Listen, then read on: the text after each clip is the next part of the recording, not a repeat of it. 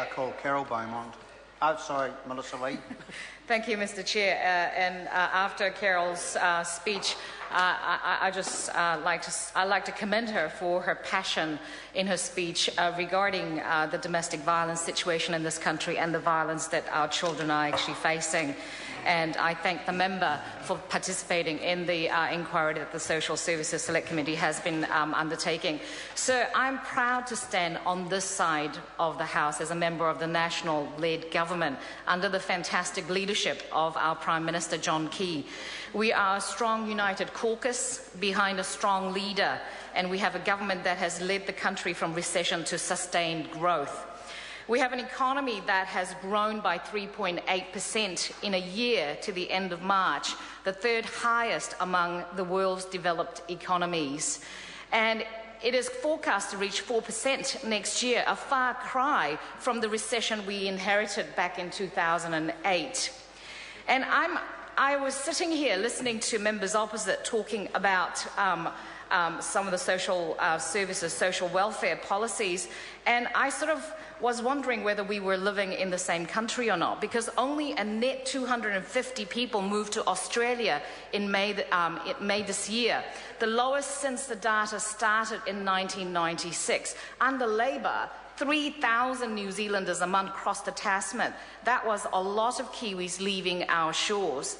In the past year alone, 84,000 people there were more jobs that were created. If we stick to the government's program, the average full-time wage is expected to rise to something like $62,000, $63,000, which is up about $8,000, sir, in the next 4 years. This follows a $3,000 increase in the average wage over the past 3 years.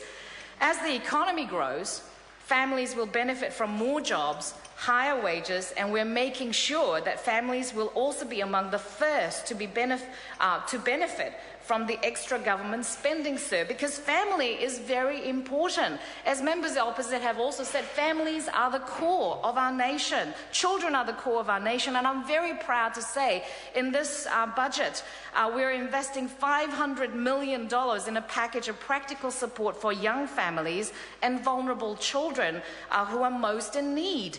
$33.4 million extra dollars to support vulnerable children, with 8 new children's teams to work with at-risk children and families and support children in care.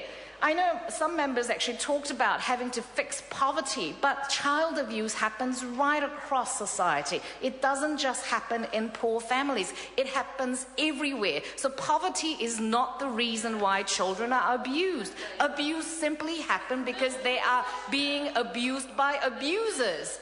And some happen to be in the lower socioeconomic status and some in higher. It's right across the board, and I am appalled that members opposite keep on talking about poverty being the reason.